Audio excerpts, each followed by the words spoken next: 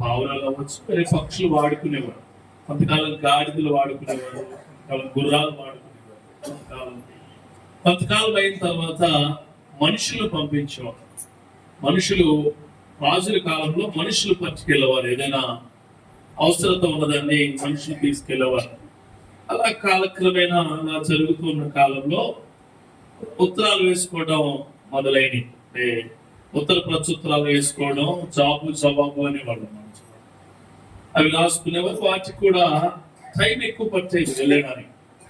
అలానే కొంతకాలం అయిన తర్వాత టెలిగ్రామ్లు వచ్చాయి. టెలిగ్రామ్ అంటే కొద్ది ఫాస్ట్ గా వెళ్ళేది. దాని తర్వాత ఇన్లాండ్ లెటర్లు వచ్చి దాని మీద QMS అని రాసేవాడు. క్విక్ మెసేజెస్ సర్వీస్ అని.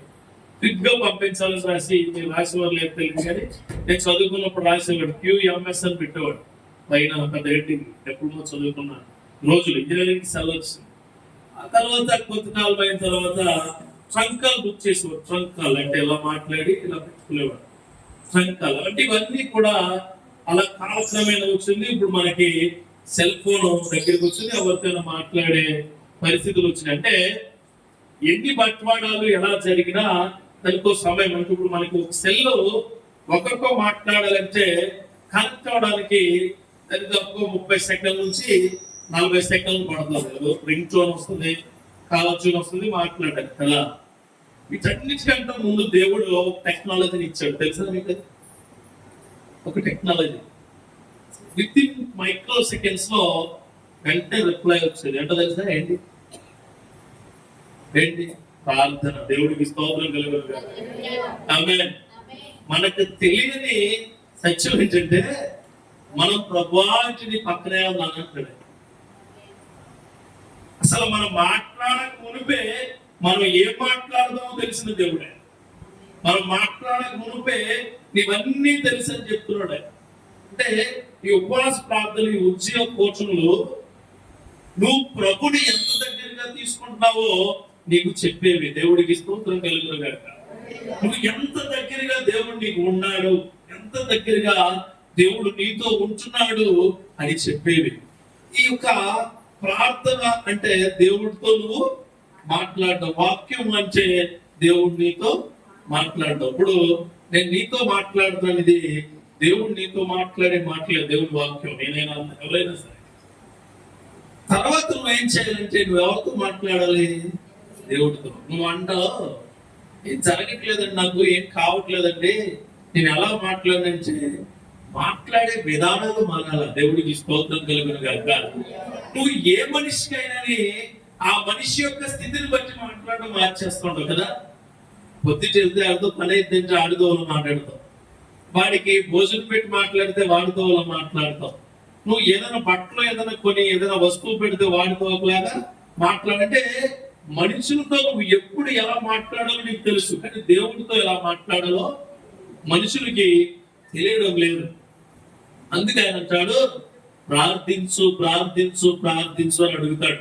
చివరి సమయంలో కూడా శిష్యులు అంటాడు నిద్రపోతున్నారంటే కాసేపు ప్రార్థించవచ్చు కదా అంటాడు. ఈరోజు మీకు నేను చెప్పేది కూడా ప్రార్థనలు చాలా రకాలు ఉంటాయి, చాలా రకాలు ఉంటాయి. కానీ నేను 3 వ్యక్తులను చూపించి ఈ 3 రకాల ప్రార్థనలు నేర్చుకునే విధంగా నీ జీవిత గమ్యాలు ఏర్పరచుకునే, వెలుగులు ఏర్పరచుకునే విధంగా నీకు చెప్పాలని ఆశపడుచున్నాను. ఖచ్చితంగా ప్రార్థన అంటే మళ్ళీ చెప్తున్నాను, నువ్వు ఎవరితో మాట్లాడేది, నువ్వు మాట్లాడే విధానం బాగుంటే నీకు వచ్చే ఆశీర్వాదం బాగుంటుంది. ఆమేన్. నువ్వు మాట్లాడే విధానం బాగుంటే నీకు వచ్చే ఆశీర్వాదం బాగుంటుంది. నీకు ఇంకా ఆశీర్వాదాలు సరిగా రావట్లేదు అంటే ఖచ్చితంగా నువ్వు ప్రార్థించే విధానం బాగట్లేదు.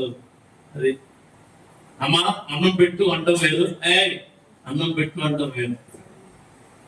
ఇంటికి వచ్చిన తల్లితో అయిగోరా అన్నం పెట్టు అంటే ఒకరికి వీడికి అన్నం పెట్టాలొచ్చా అడగడం కూడా అమ్మ అని అడగకుండా అడుగుతున్నాడు. వీడు అమ్మ అని అడగకుండా అడుగుతున్నాడు. పెట్టవా కంగారు కూడా పెడతావు లేదు, పెట్టిన ఏం చేస్తావు, పెట్టను మా అన్నం పెట్టవా పెట్టుకుని తిను. ఇది వేరు. మా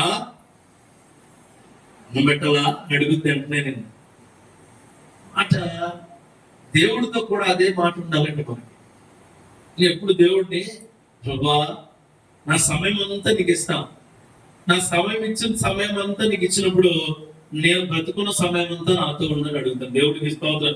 నేను వేరే ఏం అడగను దేవుడిని, నువ్వు నాతో ఉంటే చాలు, నాకు అన్ని ఉంటాయి. దేవుడు నీతో ఉంటే చాలు, నీకు అన్ని ఉంటాయి అన్నప్పుడు దేవుడితో నువ్వు ఎలా మాట్లాడాలి? తండ్రితో మాట్లాడుతున్నట్టు, తల్లితో మాట్లాడుతున్నట్టు, సంఘ కాపురితో మాట్లాడుతున్నట్లు, నీ భార్యతో, అన్ని విధాలుగా ఆయనతో మాట్లాడాలి. అప్పుడు నీ యొక్క హృదయంలో ఉన్న ప్రతి వాంఛను తీరుస్తాడు. అలా మాట్లాడే విధానంలో చాలా ప్రార్థనలు ఉంటాయి.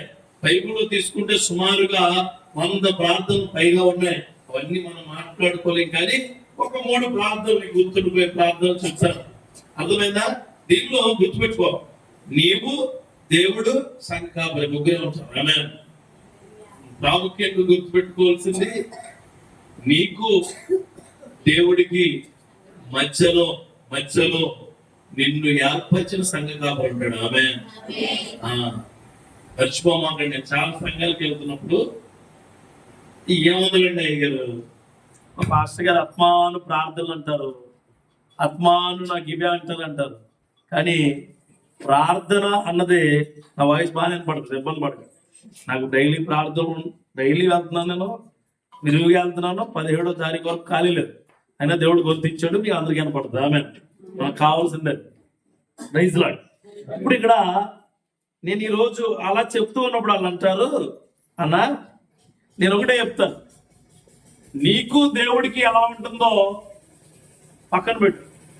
నీకు సంఘ కాపరికి ఉన్న ఆత్మీయమైన బలం నీకు దేవుడికి బలాన్ని ఇస్తుంది. ఆమె ఆ క్రియలు బలపరుచుకునే వ్యక్తిగా దేవుడిని ఈ రోజు తయారు చేయబోతాడు. దేవుడికి స్తోత్రం కలుగును గాక. హల్లెలూయా. ఇక్కడ ఈ ప్రార్థనలో ప్రాముఖ్యంగా ఈ ప్రార్థనలో నమ్మి ప్రార్థించాలి. దేవుణ్ణి నమ్మి ప్రార్థించాలి. మొదటి సమయాల గ్రంథంలో ఒక మాట చూపించి నేను వాక్యంలోకి వెళ్తాను. మొదటి సమయాల గ్రంథం 12వ అధ్యాయము 23వ వచనంలో చదువుతారా? నా మట్టుకు నేను చదువు ప్రార్థన చేయించ మానుట వలన యెహోవాకు విరోధముగా, అప్పుడు చూడండి, నా మట్టుకు నేను మీ నిమిత్తం ప్రార్థన చేయటం మానుట వలన యెహోవాకు విరోధంగా పాపము చేసిన వాడనగుదును, అది నాకు దూరమగును గాక. అంటే పాపం అంటే తెలుసా, నువ్వు ఏ పనులు చేయడం కాదు, ప్రార్థన చేయకపోవడం కూడా పాపమే. గుర్తుపెట్టుకోండి. నువ్వు దేవుడితో ప్రతిరోజు మాట్లాడకపోవడం కూడా పాపమే. ఇక్కడ చాలా మంది కూర్చున్నారు కదా, ఉద్యోగ కోచములు, ఈ ఉద్యోగ క్రియలు అంటే ఎక్కడ లేని ఉద్యోగం మనలోకి వచ్చేస్తుంది. కానీ నార్మల్ గా ఉన్న రోజుల్లో ప్రతిరోజు దేవుడితో నువ్వు మాట్లాడుతున్నావా? ప్రతిరోజు నువ్వు దేవుడితో మాట్లాడేవాడిగా నువ్వు ఉంటే, ప్రతిరోజు దేవుడితో మాట్లాడేదానిగా నువ్వు ఉంటే, ప్రైజ్ ది లార్డ్, ఈ నమ్మకాన్ని ఆయన చూస్తున్నాడు. ఒకవేళ ఈ నమ్మకమైన ప్రార్థనలో ఒక వ్యక్తిని చూపిస్తారంటే, నమ్మకం అంటే కొన్ని పదాలకు మనకు అర్థాలు కాదు. బైబిల్ నమ్మకం అంటే ఏంటి? నమ్మకం అంటే ఏంటి? నమ్మకం అంటే ఏంటి? ఏంటంటే బాబు క్వశ్చన్లు అడుగుతారు అనుకోకండి. కొన్ని మనకి తెలియాలి. బైబిల్లో నమ్మకం అంటే, నమ్మకం నేను నిలబడి మీకు వాక్యం చెబుతున్నానని మీరు చూస్తాం కదా, అది నమ్మకం. ఇలాగే దేవుడు నీతో స్వచ్ఛంగా గొప్పగా మాట్లాడుతూ ఉన్నాడని నమ్మడమే నమ్మకం. ఆమె నమ్మకం అంటే మనకు కనిపించని క్రియలు దేవుడు మన అనుకోని మనుషులకు కనిపించేవిగా చేస్తాడు. అవి నమ్మకం. ఈ రోజు ఇక్కడ మీటింగ్ లో కూర్చోకుండా ఎక్కడో ఏదో పని చేయాలనుకుంటున్నావు, కానీ దేవుడు ఇక్కడ కూర్చోబెట్టి నేను వినిపిస్తున్నాడు. అది నమ్మకం. దేవుడికి స్తోత్రం కలుగును గాక. ఆమేన్. ఎవరైతే ఈ నమ్మకమైన ప్రార్థనను మీరు గొప్పగా చేయాలని ఆశపడుతున్నారో వారితో దేవుడు స్వచ్ఛంగా మాట్లాడబోతాడు. ఇక్కడ ఎవరిని తీసుకొస్తారంటే నీకు నువ్వుగా నమ్మే ప్రార్థన నమ్మకమైన ప్రార్థన. నీకు నువ్వుగా నమ్మాలి. ప్రతి ఒక్కరూ పర్సనల్ ప్రార్థన చేసుకోవాలి. ఎంతమంది చేసుకుంటారు? కుటుంబ ప్రార్థన చేసుకుంటారా? వ్యక్తిగత ప్రార్థన అంటే తెలుసా మీకు? వ్యక్తిగత ప్రార్థన అంటే నీ పాపాలు ఆయన ముందు పెట్టి క్షమించమని అడగడం. వ్యక్తిగత ప్రార్థన అంటే నువ్వు దేవుడి దగ్గర ఉండి, అయ్యా నేను నోటి ద్వారా తప్పు చేశా, కన్నుల ద్వారా తప్పు చేశా, నా జీవితంలో తప్పులు ఉన్నవి నాకు సర్వసాధారణమైపోయినాయి, నన్ను క్షమించు ప్రభువా, మారే హృదయము, మార్చబడే క్రియలు నాలో దయచేయి ప్రభువా అని అడగడమే వ్యక్తిగత ప్రార్థన. దానియేలు గ్రంథంలో 10వ అధ్యాయం 12వ వచనంలో ఆయన అంటాడు, 10వ అధ్యాయం 12వ వచనంలో, అప్పుడు అతడు దానియేలు భయపడకు, నీకు తెలిసి కొనవలనని నీ మనసు అప్పగించి దేవుని ఎదుట తగ్గించుకున్న ఆ మొదటి దినం మొదలుకొని నీవు చెప్పిన మాటలు వినబడినవి కనుక నీ మాటలను బట్టి నేను వచ్చింది. నీ చూడండి, ఎప్పుడు నుంచి మొదటి నుంచి ఎవరి మాటలు వినపడ్డాయట అంటే అది ప్రార్థనే. మొదటి నుంచి ఏం వినపడ్డాయట? మాటలు. నీ మాటలు దేవుడికి వినపడాలి. నీ మాటలు దేవుడికి ఎప్పుడైతే వినపడినాయో నీ ఇంట్లో ఇబ్బందులుండో, ఇరుకులుండో, నీ సమస్యలు ఏమీ ఉండో, నువ్వు పడుతున్న వేదన, బాధన, రోదన, అత్యంత దరిద్రమైన క్రియలు నీ నుంచి దూరం అయిపోతాయి. నీ మాటలు వినపడాలి దేవుడికి. నీ మాటలు వినపడవు దేవుడికి. నీ మాటలు ఎందుకు వినపడవు అంటే నువ్వు ఈ లోకంలో మాట్లాడే మాటలు ఎక్కువైపోతాయి. నీకు నీ ఫ్రెండ్స్ తో మాట్లాడుతావు, నీ కుటుంబ సభ్యులతో మాట్లాడుతావు, నీ శత్రువులతో మాట్లాడుతావు. నీ శత్రువులతో మాట్లాడలేవు, పోట్లాడు. నీ ఇష్టానుసారంగా నువ్వు ఏ విధంగా అయితే ఆ విధంగా మాట్లాడుతావు. నువ్వు మొబైల్ వాడతావు, నువ్వు మొబైల్ రికార్డింగ్ చేసుకుని పొద్దున్న సాయంత్రానికి ఏం మాట్లాడో నీకే సిగ్గేస్తావు, నీకే సిగ్గుపడతావు. ఈ లోకంలో నీకు అనుగుణంగా నువ్వు నడిచేస్తున్నావేమో, ఈ లోకంలో నీకు అనుగుణంగా నువ్వు ప్రవర్తిస్తున్నావేమో, ఈ లోకంలో నీ యొక్క ఆశల చొప్పున నువ్వు నడుస్తూ ఉన్నావేమో, ఎవరు చూడడం లేదు, ఏమీ చేయడం లేదని ఈ రోజు ఒక తీర్మానం తీసుకో. అయ్యా, నమ్మకమైన ప్రార్థన నాకు నేర్పు. ఇదిగో దానియేలు అంచుకున్నాడు, నేను అప్పటి నుంచి మాట్లాడిన మాట మీకు వినబడుతున్నది అని. నమ్మకం ఎలా కుదురుతుందంటే 10 మంది మధ్యలో ఉంటే నమ్మకం రాదు, 20 మంది మధ్యలో ఉంటే నమ్మకం రాదు. దేశాల మధ్యన, రాష్ట్రాల మధ్యన నమ్మకాలు పోతున్నా. ఎందుకు అంటే మనిషికి మధ్యన నమ్మకం పోతుంది. ఈ రోజున దేవుడి నామంలో ఈ యొక్క పరిశుద్ధ గ్రంథాన్ని పట్టుకుని చెబుతున్నాను, దేవుడికి నీకు మధ్యన నమ్మకం ఎప్పటికీ పోదు. అడుగు దేవుడి నమ్మకంగా, ప్రభువా నా గర్భఫలం లేదు, దయచేయి చేయను గాక. ప్రభువా నా కుటుంబం బాగలేదు, ప్రభువా నా కుటుంబాన్ని చూడు, ఆయన చూస్తాడు. ఆయన కన్నచ ప్రతి ఒక్కరి మీద చల్లగానే ఉంటుంది. ఆయన కలి దృష్టి అందరి మీద ఒకేలా ఉంటుంది. నువ్వు ఆయనతో మాట్లాడక, ఆయనతో మాట్లాడే టైం ఎక్కడ ఉంటుందండి మనకి? ప్రార్థన అంటే మీరు ఇంట్లోకి వెళ్ళిపోయి ముసుగేసేసుకుని చీకడంతా అయిపోయి అడగడం కాదు. రోడ్డు మీద వెళ్తున్నప్పుడు కూడా ప్రభువా నువ్వు నాతో ఉన్నావు కదా, అది నమ్మకం. బండి మీద సింగిల్గా వెళ్తుంటే బ్రదర్స్ మీరు నాన్నకాల దేవుడు ఉన్నాడు, ఆయనే నాన్న కూర్చున్నాడు. ఆమె ఎదర ఎవరు లేకపోతే నా ఎదరు దేవుడు నన్ను నడిపిస్తూ ఉన్నాడు. ఇది నమ్మకమైన ప్రార్థన. ఇది నేను ఖాళీగా నీకు ఎవరైనా అనుకూలమైన మనిషి వచ్చాడు అనుకోండి, ఆయన ఇక్కడ నుంచి 10th ఫ్లోర్ లేపెత్తాం, దేవుడేమో గ్రౌండ్ ఫ్లోర్ వచ్చేస్తాం. అలా చూడండి, మొన్నటి వరకు ఎక్కడెక్కడో మోసారు, మోసి పడేయారు. నువ్వంతే, తేడా ఇవ్వలేదు నీకు. నువ్వేం చేస్తావు? దేవుడిది అబ్బో బైబిల్ చాలా పవిత్రమైనది, దేవుడు నాతో మాట్లాడతాడు, ప్రార్థన చాలా పవిత్రం అంటావు. ఎవరైనా వచ్చారు అనుకోండి, కూర్చోండి, ఇలా బైబిల్ పక్కన కూర్చో, రెండు పర్లేదు నాతో మాట్లాడండి. ఇంకా నువ్వు ప్రార్థనలో నీకు బాగా నీకు ఇష్టమైన వ్యక్తులు వచ్చారు అనుకోండి, ప్రార్థన మధ్యలో ఆపేసి తర్వాత చేస్తావా? దేవుడితో మాట్లాడడం మానేసి దేవుడు సృష్టించిన మనుషులు అల్పకాలం వంటి జీవితమైన మనుషులతో నువ్వు వెళ్ళి ప్రార్థన ఆపేస్తావు. ఆరాధన దేవుడికి స్తోత్రం కలుగునుగాక. ఈరోజు నేను ఇక్కడికి వచ్చాను, సెల్లాపేస్తాను. కుటుంబం నుంచి నీకు దేవుడి పనిలో నువ్వు వస్తే అసలు నీకు ఏది పని చేయవు తెలుసా? నీ మైండే పని చేస్తా. ఆయనతో ఆమె నువ్వు అనుకోవచ్చు నేను ప్రార్థనకు వచ్చాను కదా, ఇంటి దగ్గర ఏమైపోతుందో నువ్వు అనుకుంటే నిజంగా ఏదో అవుతుంది, ఏదో అవుతుంది నువ్వు అనుకుంటే. నా ప్రార్థనకు వచ్చాను కదా, నాకు సీఎం గారు ఏమైనా ఫోన్ చేసి నీకెందుకు చేస్తాడైనా పని లేదు నీకు చేస్తున్న ఫోనైనా వాట్సాప్ మెసేజ్ అని గొప్ప గొప్పలు ఆగేది ఎందుకు ఆపేయండి సరిగా సేపు. ఓ 2 గంటలు మొబైల్ ఆపితే చచ్చిపోయేది. అర్థమైందా? మన విజయవాడలో 500 ఏదైనా దేవుడు గట్టిగా ఉంటే తీసి పక్కన పడేయండి. అదే నమ్మకమైన ప్రార్థన.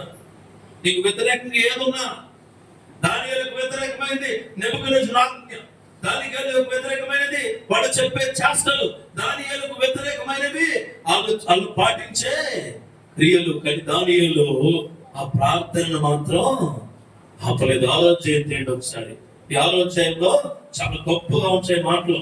ఈ ఆలోచన 3వ వచనంలో చూడండి. ఈ దానియేలు అతి శ్రేష్టమైన బుద్ధి గలవాడై ప్రధానుల్లో అధిపతుల్లో ప్రఖ్యాతి నందును గనుక రాజ్యమంతటి మీద అతన్ని నియమించాలని రాజు ఉద్దేశించాను. అదే ఆయనకి చాలా ఇబ్బంది అయిపోయింది, చాలా ఇబ్బంది అయిపోయింది. ఒకవేళ క్రైస్తవుడిగా క్రైస్తవురాలిగా నీ ఉద్యోగంలో ముందుకు వెళ్ళిపోతున్నప్పుడు నిన్ను కుట్రపడి చాలా మంది ఇబ్బందులు పెడదామని చూసినప్పుడు నువ్వు బెదరకూడదు, అదరకూడదు. ఆమె నిలబడాలా, నిలబడాలా. నువ్వేం చేస్తావో తెలుసా? నువ్వు లూప్ లైన్ వేస్తావు అండి. నీకంటే ముందుకెళ్ళి లూప్ లైన్ లేకండి. దేవుడు లూప్ లైన్ లేదు, మెయిన్ లైన్ కదా. దేవుడికి స్తోత్రం కలుగును గాక. దేవుడు మెయిన్ లైనే. నీ ఉద్యోగం పోతుందని నువ్వు ఎవరి దగ్గరికి వెళ్తే దేవుడు అవమానపరిచినట్లే. నీకు ఏదో ఇబ్బంది జరుగుతుందని నువ్వు ఎవరిని ప్రాధాన్యపడితే దేవుడు అవమానపరిచినట్లే. ఈ దానియేలును అతను గొప్ప వ్యక్తిగా ఉంచుదామని రాజు నిర్ణయించినప్పుడు ఆ చుట్టూ ఉన్న వారికి ఏం పడింది? విషబీజం పడింది. విషబీజం.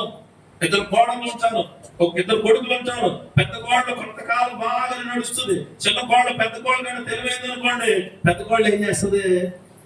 ఏం చేస్తుంది తెలుసు మీకు? చాలా ఇంట్లో జరిగేది ఇదే. క్రైస్తవులతో మనం అందరూ ఏం చేయాలంటే సహోదర తత్వంతో వెళ్ళాలి. ఆమె సహోదర తత్వంతో వెళ్ళాలి. ఆవిడ తెలివైందంటే తెలివైన తోడుకోళ్ళు ఇచ్చారని నువ్వేమవ్వాలా? దేవుడి స్తుతి చెప్పాలా? దేవా నీకు వందనం. అలా చెయ్యు. నువ్వు దానికి ఏదో తెలియదు, దానికి ప్రార్థన ఏదో తగిలి ఎందుకు తగిలేస్తే నీకు తగిలితే తిరిగి వచ్చేది. ఎందుకు తగులుతుంది అంటే వాక్యం చెప్తావు. నువ్వు ఏది విత్తుతావో అదే వస్తావు ఖచ్చితంగా.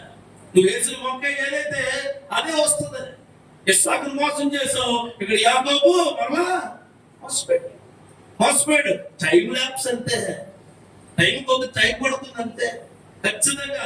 చూడండి, ఆడపిల్లలు మగపిల్లలు ఉన్నారు. ఇక్కడ చెప్తున్నాను, తల్లిదండ్రులు మోసం చేసేవారుగా మెరుగుతే మీ బిడ్డలో నీకంటే ముందు మోసం చేస్తారు.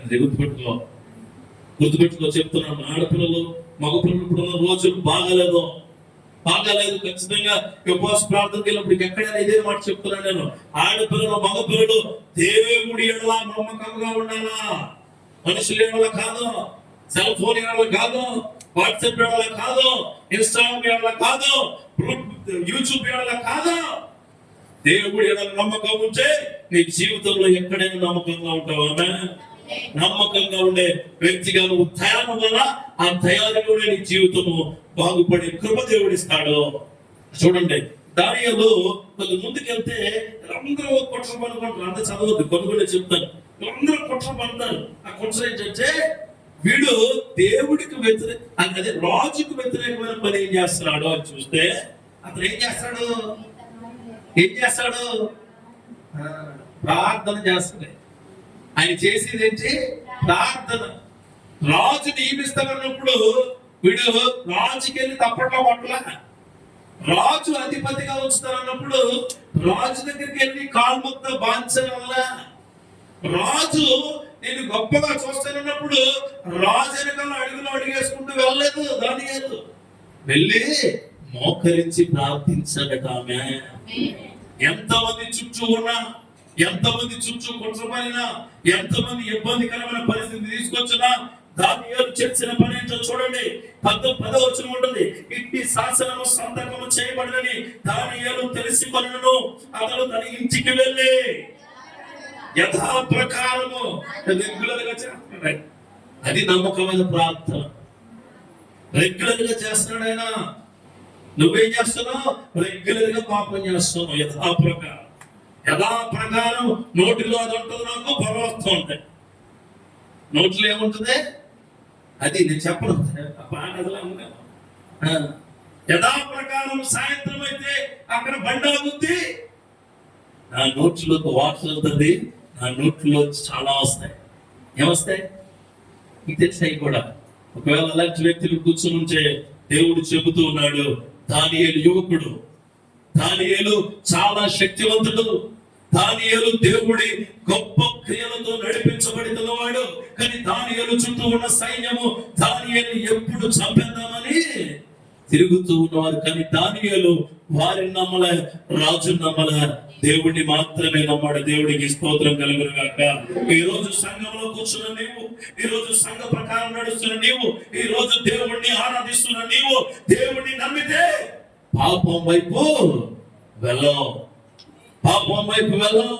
నీ నోటి నుంచి పాపపు కార్యాలు మాటలు రావు, నీ కళల్లో పాపపు చూపు ఉండదు, నీ నడకలో పాపపు అడుగులు ఉండవు.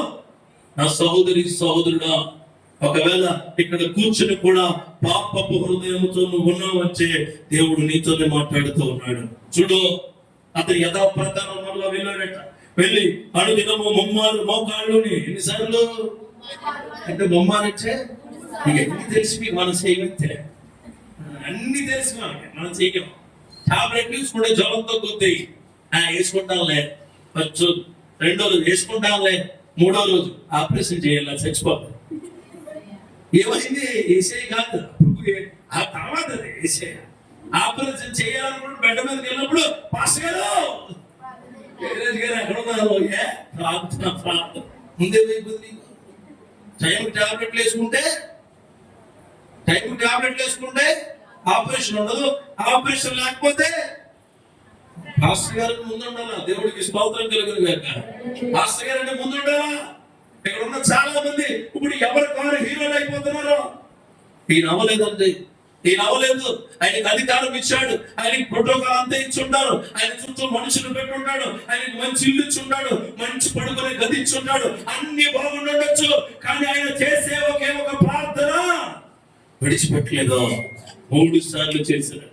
3 సార్లు అంటే 8 గంటలకు ఒకసారి ఆయన ఖచ్చితంగా ఏం చేసేవాడు? ప్రార్థన చేసేవాడు.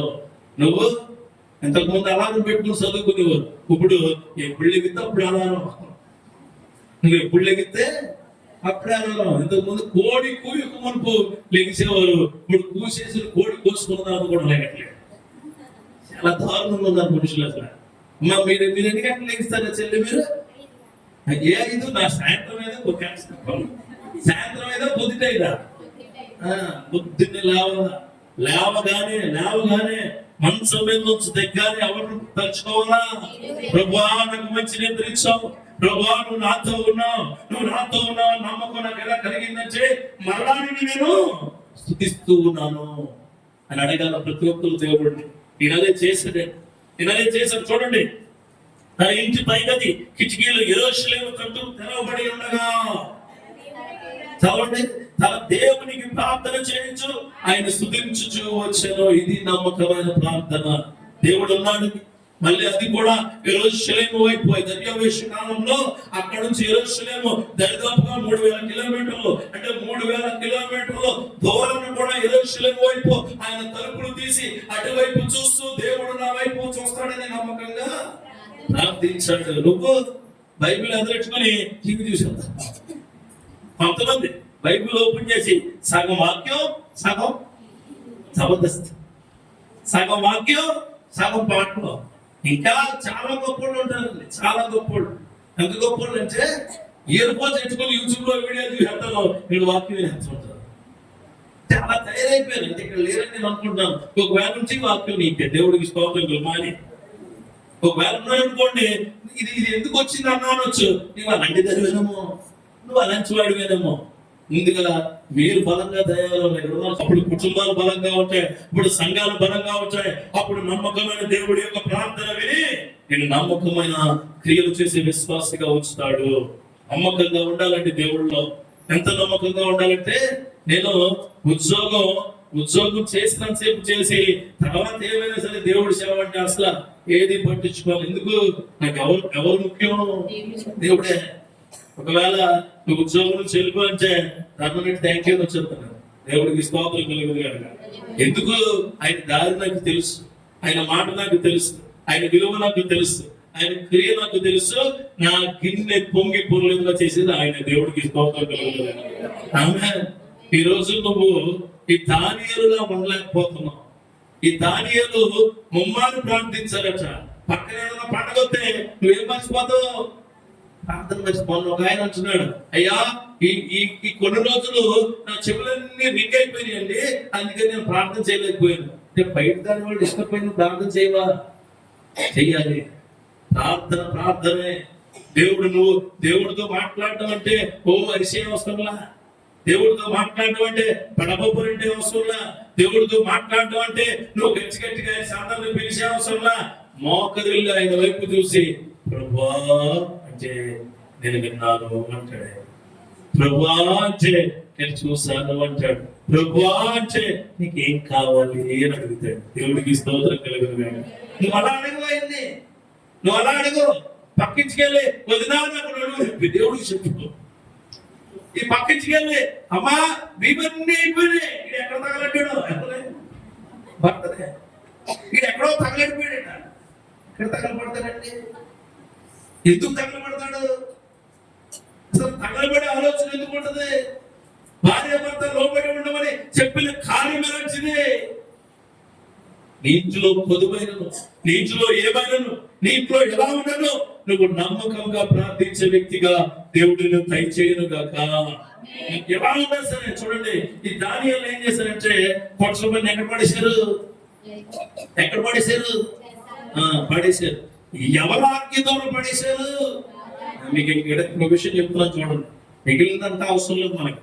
దానియేలు దేవుడు రెండే కావాలి. దేవుడికి స్తోత్రం కలుగును గాక. ఇక్కడ నిన్ను అంత స్టోరీ చెప్పట్లే.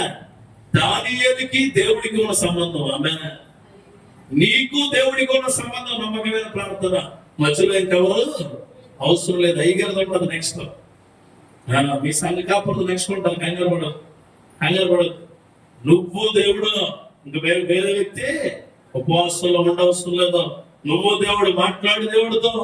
అయ్యా ఇది నా పరిస్థితి, ఇది నాకు చుట్టూ ఇలా శత్రువులందరూ నన్ను మూగిపోయేలా చేశారు. శత్రువులు ఊపిరాడట్లేదు, నా ఒంట్లో బాగాలేదు, నా కుటుంబం బాగాలేదు, అప్పులు పాలైపోయాను, ఇదిగో నా ఇంట్లో వివాహం జరగడం లేదు, నా పరిస్థితి బాగాలేదు.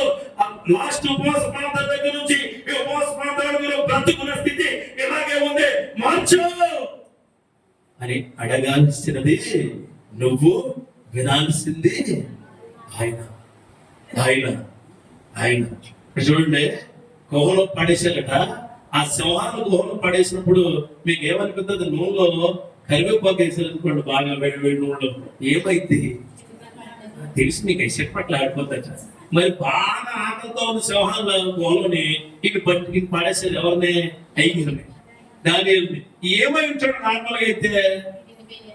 దుమ్ము కూడా వేయాల. ఏం జరిగింది చూడండి. సరే 18 చూడండి. అలాగే వచ్చు. అంతటి రాజు ఆజ్ఞేయంగా భద్రతులు దానియేలు పట్టుకుని పోయి సింహాల గుహలో పడద్రోసిరి. అర్థమైందా? బలవంతంగా. అలాగా బలవంతంగా. ఇల్లు కూడా చాలా మంది ఇబ్బందికరమైన పరిస్థితుల్లో దేవుడితో ఉంటున్నాడు, బలవంతుడు చేస్తున్నారేమో. అయినా అంతకన్నా బలమైనడు దేవుడు. గుర్తుంచుకోండి, అంతకన్నా బలమైనడు. చాలా సినిమాకి వెళ్దాం అంటే సినిమా కంటే బలమైనడు దేవుడు. దేవుడికి స్తోత్రం కలుగును గాక. నువ్వేమన్నా తెలుసా? అదల్లా. చాలా మంది క్రైస్తవులు వాళ్ళ యొక్క విశ్వాసం ఎందుకు కోల్పోతున్నారంటేనండి, వాడు తానాచేవుడు, తానానేవాడు బయటోడు. అన్నారా బయట ఎక్కడ ఉంటది? సంఘం ఉండదు. వాడితో పాటు వెళ్ళానండి, యాక్సిడెంట్ అయ్యిందండి. వాడితో పాటు వెళ్ళానండి, అక్కడికి ఇక్కడ కూర్చున్నానండి. వాడితో పాటు వెళ్ళానండి, అంతే. వాడితో పాటు వెళ్ళడం కాదు, నీతో పాటు దేవుడు రావాలా. దేవుడికి స్తోత్రం కలుగును గాక. వారితో వీరితో వెళ్ళేవాడిగా కాదు, నీతో దేవుడు రావాలా. చూడండి, బలవంతంగా పడదోచిన దానియేలుతో ఎవరున్నారు? గట్టిగా ఎవరున్నారు? ఎక్కడున్నారు? సింహాలు గుహలో. చూడండి, వెళ్ళిపోయిన తర్వాత అంటే నమ్మకంగా దేవుడు ప్రార్థిస్తే నువ్వు ఎక్కడికి వెళ్ళినా వస్తాడే. గుర్తించు, ఎక్కడికి వెళ్ళినా వస్తాడు. ఎలా ఉంటుంది ఆయనతో వ్యభిచారిని వీధులు నిలబెట్టి, బాబు అంతో మాట్లాడి నీకు అంటే, నీకు విషయం తెలుసా, మీ చేతిలో రాళ్ళు ఉన్నాయి కదా, రాళ్ళు మీరు అందరూ పర్ఫెక్ట్ అయితే ఒక ఆయన వాడి మీద ఏంటంటే అందరూ ఏం చేశారు? అంత గొప్ప దేవుడు మన దేవుడు, అంత గొప్ప నమ్మకం ఇస్తాడే. ఇక్కడ అందరూ పాపల మీద తేడా ఏం లేదు, తేడా అసలు ఏ విధమైన తేడా లేదు, అందరూ పాపలమే. ప్రతి ఒక్కరూ ఏమడగల ఆయన్ని?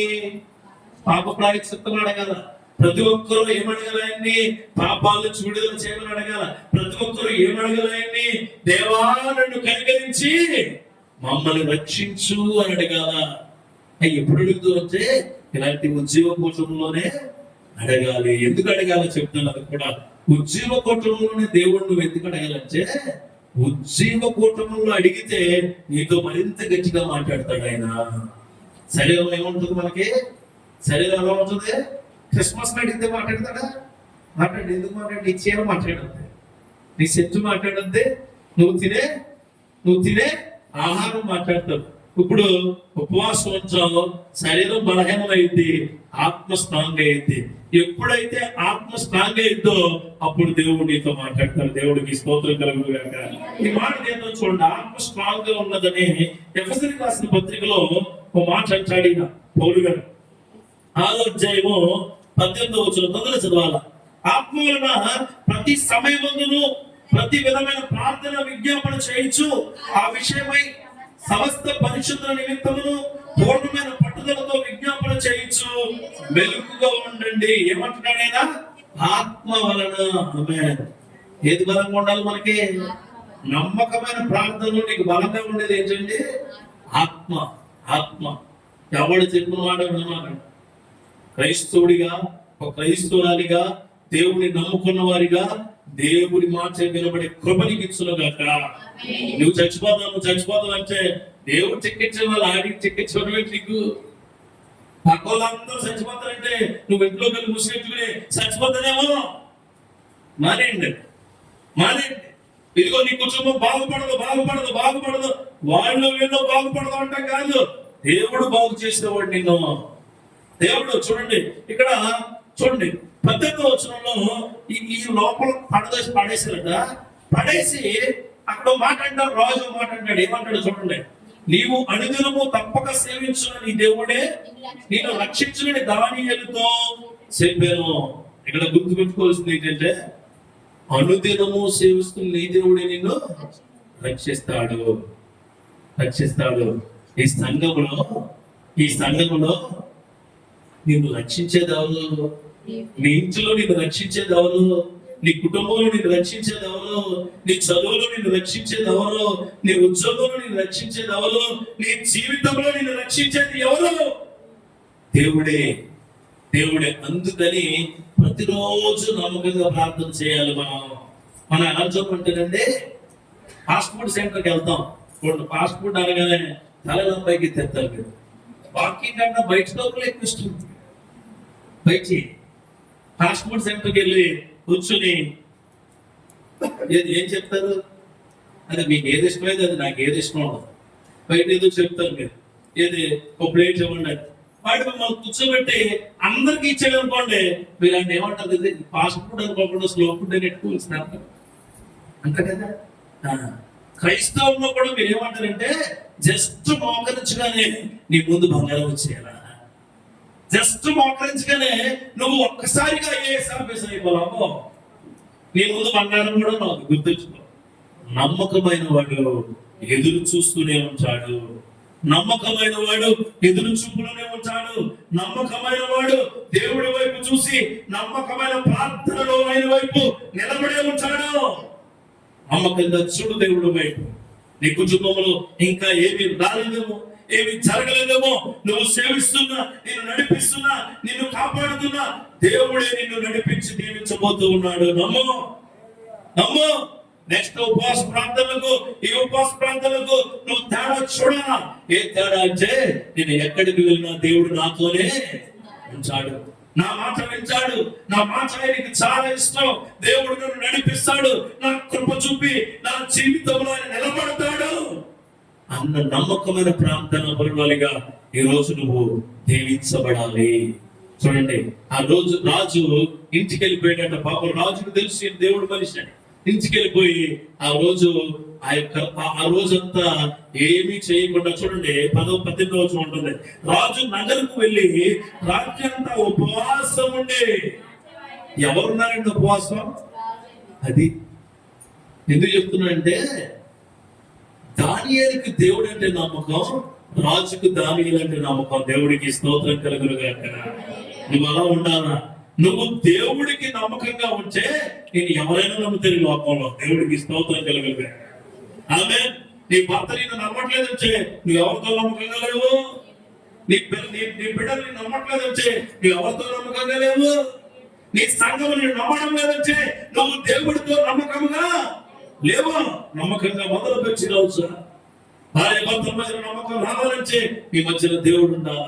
కుటుంబాల మధ్యన నమ్మకం రావాలంటే కుటుంబాల మధ్యన దేవుడు ఉండాలి. చదువుకునే బిడ్డలు నేను ఫెయిల్ అయిపోతానేమో, చాలా మంది బిడ్డలు అంటున్నారు. క్రైస్తవుడిగా ఉన్నవారు నేను ఫెయిల్ అయిపోకూడదని మాట రాకూడదు. అసలు చెల్లి మీకు ఎప్పుడు కూడా నేను ఫెయిల్ అయిపోతాను, నేను ఉద్యోగం రాదు, నేను ఎలాగో ఉంచాను, నాకు పెళ్లి కాదు, నేను ఏమి చేయలేదు అనుకోవడం సాతాను గడి చర్య. నా దేవుడు నాకు తోడుగా నాకు నమ్మకం ఉంది, నేను ఎగ్జామ్స్ లో ఫస్ట్ ర్యాంక్ వస్తానని నాకు నమ్మకం ఉంది, నాకు ఉద్యోగం వస్తుందని నాకు నమ్మకం ఉంది, నేను దీవించబడతానని అనే కృప దేవుడికి ఇవ్వబోతాడు. గుర్తుంచుకో. నీకు సెల్ ఫోన్ మీద ఉన్న నమ్మకం దేవుడి మీద ఉండదు. ఉన్న పిల్లలకి సెల్ ఫోన్ మీద ఎంత నమ్మకం వచ్చే ఛార్జింగ్ పెట్టుకుంటున్నారు. ఛార్జింగ్ అత్మాను సొంత ఎక్కుతుందో లేదని నువ్వు ఛార్జర్ నమ్మో, సెల్ ఫోన్ నమ్మకపోతే ఛార్జింగ్ పెట్టుకుంటే ఎక్కదా. నువ్వు ఫోన్ వస్తే రింగ్ ఎత్తుగా పైకి, నీకు ఫోన్ వస్తే రింగ్ ఎత్తుగా అత్మాను చూసుకుంటావు. ఎవరు చేసేది నీకు ఫోన్ రింగ్ ఎందుకు పెట్టుకున్నావు? ఫోన్ వస్తే తెలియడానికే కదా అత్మాను చూసుకో. కానీ నీకు తెలియదు ఏంటంటే ఆ సెల్ ఫోన్ ఛార్జింగ్ ఎక్కుతుందో ఎక్కుదో రెండోది, దానికి పవర్ ఉంటేనే ఎక్కుద్ది. దీనికి ఫోన్ వస్తుందో లేదో రెండోది, దానికి పవర్ ఉంటేనే వస్తుంది. కానీ నీకు దేవుడు ఎల్లకాలం తోడుండబోతున్నాడు. దేవుడికి స్తోత్రం కలుగును గాక. నువ్వు పిలిచిన పిలవకపోయినా, నువ్వు పిలిచిన పిలవకపోయినా, ఒక్కసారి నీ చేయి పట్టుకుంటే, ఒక్కసారి నీ వైపు చూస్తే, ఒక్కసారి నీ నడిపించే దేవుడు నా మనిషి అనుకుంటే నువ్వు ఎక్కడికి వెళ్ళిన నమ్మకంగా నీతోనే ఉంటాడు. నీ మాట కొరకు ఆయన ఎదురు చూస్తాడు. అడుగు ప్రభువా, అడుగు. రాజు నమ్మాడు. రాజు అంటున్నాడు ఉపవాసం ఉండి ఆ దేవుడే అతన్ని రక్షిస్తాడు. చూడండి, చివరిగా 23వ వచనం చూడండి. రాజు ఇందును కూర్చి, ఇక్కడ 20వ వచనం చూడండి. ఎక్కడికి వెళ్ళాడు? ఆ రోజు గడిచిపోయింది. ఏం పెట్టారట? ఆ గుహ ముందు పెద్ద రాయి కూడా పెట్టారు. రాయన్ని మనకు అనవసరం. ఆ గుహలోకి దానియేలు వెళ్ళిపోయాడు. రాజు దానియేలు కోసం ఏమన్నాడు? ఉపవాసం ఉన్నాడు నమ్మకంగా. ఎవరి మీద నమ్మకంతో ఉన్నాడు? అది దేవుడికి స్తోత్రం కలుగును గాక. ఆ రాజుకి దేవుడు అంటే తెలియదు, కానీ దానియేలు నమ్మే దేవుడికి అప్పుడు అని తెలుసు. ఈ గ్రామంలో దేవుడు అంటే తెలియని జనాలకి నీ దేవుడు నువ్వు నమ్ముకున్న దేవుడికి అప్పుడు చూపించాలి. అంత నమ్మకంగా నువ్వు ఉండాలి. అంత నమ్మకంగా నీ కష్టాలన్నీ అని చెప్పు అనుకోండి, వాళ్ళు ఏమంటారు తెలుసా? ఏమంటారు దేవుడు స్ట్రాంగ్. మన దేవుడికి స్తోత్రం కలుగును గాక. మన దేవుడు నీకు ఆయన చూపించకపోతే నీ సేవకుడికి చూపిస్తాడు. దేవుడికి స్తోత్రం కలుగును గాక. ఒకవేళ నీకు ఏమీ జరగకపోతే సేవకుడి దగ్గరికి వెళ్ళి, అయ్యా నా బిడ్డ చదువుకుంటుంది ఉద్యోగము, అయ్యా నా బిడ్డ బ్యాలెన్స్ ఎదిగింది బ్యాలెన్స్, అయ్యా నా బిడ్డ ఎదగాలి ఆ ఎదిగే తత్వము అని ఎవరిని అడిగారు వచ్చి? ఈయన రాజుట గుహ దగ్గరికి వెళ్ళి ఆ డోర్ తీసో మాట అంటాడు. చూడండి, ఆ మాట రెండో పాయింట్ చెప్పుకుందాం. చూడండి, అక్కడికి వెళ్ళి అంటాడు, అతను గుహ దగ్గరికి రాగానే ఏ స్వరంతో రాజా అంటే ఏంటండి? వాళ్ళ కొడుకు కోసం, వాళ్ళ కూతురు కోసం, వాళ్ళ భార్య కోసమో, వాళ్ళ రాజ్యం కోసం ఏడవట్లే. ఎవరి కోసం వెళ్తున్నాడు? దానియేలు. నమ్మకమైన ప్రార్థన చేసిన దానియేలు కొరకు ఏడుస్తూ ఉన్నాడు. ఎవరు రాజు దుఃఖ స్వరముతో అంటాడు, ఏమన్నా తెలుసా? దానియేలును పిలిచి, జీవము గల దేవుని సేవకుడైన దానియేలు, నిత్యము నువ్వు సేవించున్న నీ దేవుడు నిన్ను రక్షింపగలిగినా అన్నప్పుడు దానియేలు అంటాడు. దానియేలు చూడండి, కాలు మీద కాలేసుకుని శుభ్రంగా కూర్చున్నాడు. చాలా అసలంటే దేవుడు తోడుగా ఉన్నాడు, భయపడ్డాడు. అసలు భయమే ఉండదు. అందుకే మేము దేవుడు వాక్యాన్ని ఇలా ప్రచురిస్తూ ఇలా వెళ్తూ ఉన్నప్పుడు భయమే ఉండదు మనకి. ఎందుకు భయం ఉండదు అంటే, మనను ధైర్యం ఇచ్చేది దేవుడు. భయానికే భయమే. దేవుడికి స్తోత్రం కలిగిన ఆయన ఎంత భయంకరుడు అంటే, ఒక్కసారి నీ బాడీ స్కానింగ్ చేసి చూస్తే నీకు తెలుస్తుంది. తెలుసు ఇలాంటి సెల్ ఫోన్ మన కళలో కొన్ని కోట్లు ఉంటాయండి, కొన్ని కోట్ల మెగా పిక్సెల్ ఉంటాయి. ఇటువంటి సెల్ ఫోన్ తెలుసా మీకు? మనకు వచ్చాడు ఆయన అని దానియేలు, నువ్వు నిత్యం సేవిస్తున్న దేవుడు నిన్ను రక్షింపగలిగిన అని అతను అడిగిన. అందుకు దానియేలు, రాజు చిరకాలం జీవించుగాక. చూడండి, దానియేలు అంటున్నాడు, నువ్వు చిరకాలం ఉంటావయ్యా. ఎందుకు ఉంటావంటే చిరకాలం? నమ్మకమైన దేవుడు, నువ్వు నమ్మకంగా వచ్చిన దేవుడిని తలుచుకుంటూ ఉన్నావు. ఈరోజు దేవుడు ఉన్నాడని, దేవుడు నిన్ను నడిపిస్తున్నాడని, దేవుడు నిన్ను గొప్ప చేస్తున్నాడని నువ్వు నమ్మని ఎడలా ఈ రాజే నీకు సాక్ష్యం. పిల్లలు ఉన్నారు, మీరు చదువుకుని బాగా చదవలేదు, నేను బాగా ముద్దనుకుంటున్నానేమో. ఈ రాజు కూడా అలా చూడే, అతను దేవుళ్ళో ముద్దులంచువాడు, కానీ దేవుళ్ళో దానియేలును చూస్తాడు. దేవుడికి స్తోత్రం కలుగును గాక. రాత్రికాల సమయంలో ప్రార్థించు, నమ్మకంగా ప్రార్థించు, అన్ని సమయాల్లో ప్రార్థించు. ఉదయం ప్రార్థన, మధ్యాహ్నం ప్రార్థన, సాయంత్రం ప్రార్థన, ఉద్యోగంలో ప్రార్థన, కుటుంబంలో ప్రార్థన. నీ ప్రార్థన దేవుడికి నమ్మకంగా ఉంటే నువ్వు సింహపు బోరులో ఉన్న దేవుడు నీకు తోడుగా ఉండబోతూ ఉన్నాడు. దానియేలు మాట్లాడిన తర్వాత నేను ఇంకో మాటకి వెళ్తాను. ఇక్కడ దానియేలు ఎవరున్నారయ్యా అని అంటే, చూడండి 23వ వచనం చూడండి. రాజా, నీ దృష్టికి నేను నేరం చేసిన వాడిని కాను కదా అంటే, దానికోసం సంతోషపడే దానియేలు గుహలో నుండి పైకి తీయుడని ఆజ్ఞగా భద్రతలు దానియేలు బయటకు తీసి, అతడు దేవుడి యందు భక్తి గలవాడైనందున అతనికి ఏ హానియు కలగలేదు. నమ్మకమైన ప్రార్థన చేసేవాడికి ఏ హానియు కలగదు. ఈ రోజు నుంచి మొదలెచ్చు నమ్మకంగా. మీరు ఏదో చేస్తున్నాం కదా అని భక్తి చేయకండి. రాస్తున్నాం కదా, పరీక్ష రాస్తాను అనుకోండి, వాడు వేస్తున్నాం కదా అని మార్కులేదు. అప్పుడు మీ ఇంట్లో గట్టిగా వేస్తారు. నేను అది ఏదో చదువు కూడా చదువుతున్నాంలే అని చదవకండి. చదివితే దుమ్ము దులిపేలా. దేవుడికి స్తోత్రం కలుగునుగా. ఆమేన్. ఇక్కడ చూడండి 20వ వచనంలో ఏమంటుందంటే, వాళ్ళ గుహ అడుగులకు రాకమునుపే సింహములు పాలైంది. సింహములు వారి ఎముకలను సహితం పగల కొరికి పొడి చేసెను. ఎంత ఆనందం! సింహాలు ఏం చేసినాయట? అంత ఆకలితో ఉన్న సింహం ఎవరిని ఏం చేయలేకపోయినాయి? ఎందుకు ఏం చేయలేకపోయినాయి? నమ్మకమైన ప్రార్థన, నమ్మకమైన భక్తుడు. ఈరోజు చూడండి, చుట్టూ ఉన్న వాళ్ళకి అనారోగ్యం ఉన్నా నిన్ను అనారోగ్యం ఉంటుందా? ఎందుకంటే దేవుడి క్రియలు నీలో ఉన్నాయి. చుట్టూ ఉన్న వాళ్ళందరూ బాధైనా అప్పుల బాధలు వచ్చినట్టు దేవుడిని అవనెత్తుతాడు. ఎందుకంటే నమ్మకమైన దేవుడు నీకు తోడుగా ఉన్నాడు. నమ్మకమైన ప్రార్థన చేయ ప్రతి ఒక్కరూ ఆత్మ మూలంగా మెలకువగా ఉండి ప్రార్థన చేసే కృప దేవుడు మీకు దయచేయునుగాక. ఆమేన్. ఇది నమ్మకమైన ప్రార్థన.